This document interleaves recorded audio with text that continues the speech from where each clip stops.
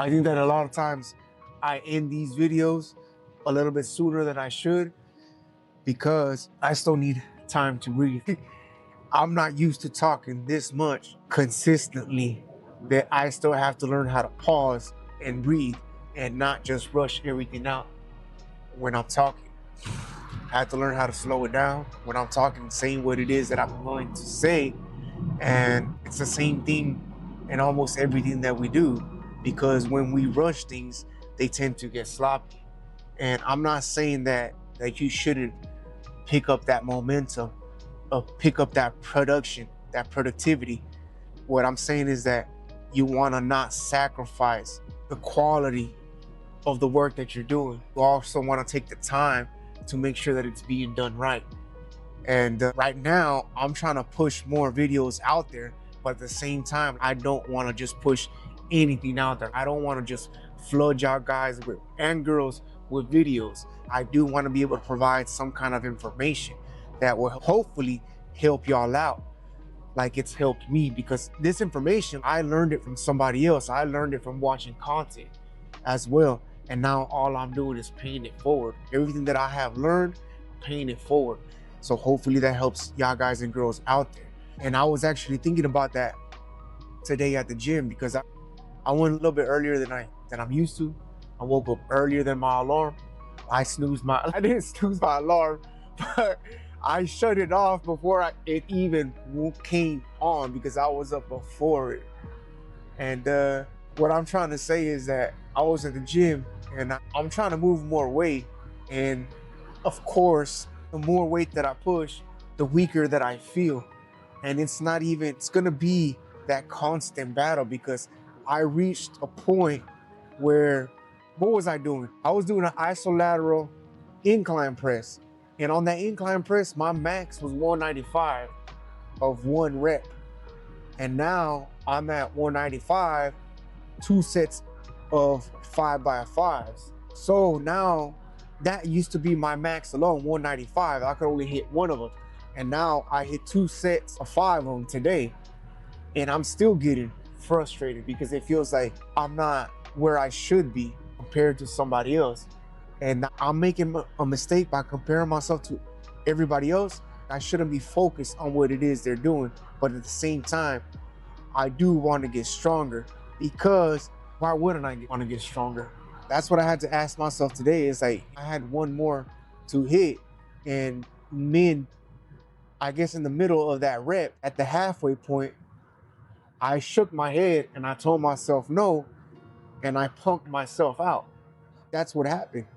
And I had to tell myself, I was like, it's not gonna happen if you keep telling yourself no. And I was like, and I literally said it out loud to myself. I was like, I don't want to do one more. And that's when I caught myself. And I told myself, why wouldn't you want one more? And so these are the conversations that I have with myself that keep me going. As awkward as it may seem, as crazy as it may seem at the gym, and I don't even know if that's crazy or not at the gym anymore, because why wouldn't I want one more? And I got that last one in. But you have to be able to motivate yourself, to talk to yourself when nobody else is there to keep pushing you forward, because that's what's going to keep you going. Not everybody's going to be there for you 24/7. I know when you're younger, we're used to having our parents wake us up, our mom wake us up and telling us, wake up, mijo, it's time to go to school. But when you get older, all that goes away. You start to separate yourself more and more from your family and from your parents. Your parents aren't going to be there all the time to guide you. Your friends aren't going to be there all the time to guide you. The only person that's going to be there for you 24/7 is you. And you have to be able to have these conversations with yourself.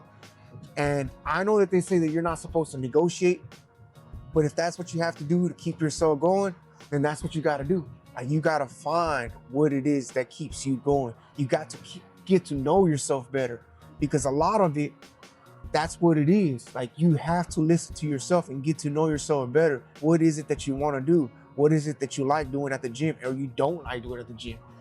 And sometimes there's things that I don't like doing at the gym anyways, but I know that they're good for me, so I do them anyways. And if there's something like a certain exercise that I don't like doing it because it fucks on my rotator cuff, I couldn't think of a better word than that. But I was in a motorcycle accident and sometimes I feel the rotator cuff. And even though I'll push it that day on that rotator cuff, I still don't push it to the point where I can no longer train, because I still have to be able to go to the gym and I still have to be able to go to jiu-jitsu. But with every day or every week, I push it a little bit further. That's why I keep track of my progress, so I can see if I'm slacking or if I'm actually pushing forward.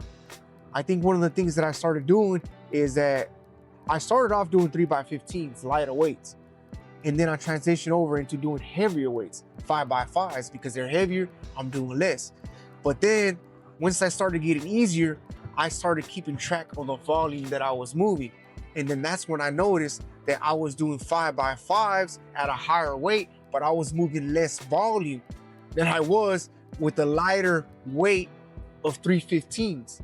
So that's why you see a lot of those guys at the gym that are really big, but they tell you that, like, I don't lift heavy, and it doesn't make any sense to you. I'm like, that's why. It's because they're still moving more volume than you are. And just because you're moving heavier weights doesn't mean that you're moving more volume. You could move more volume pushing a lighter weight.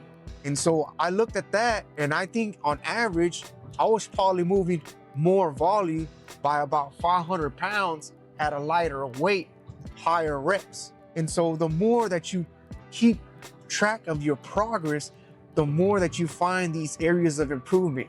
And that may be something that I want to focus more on in the future.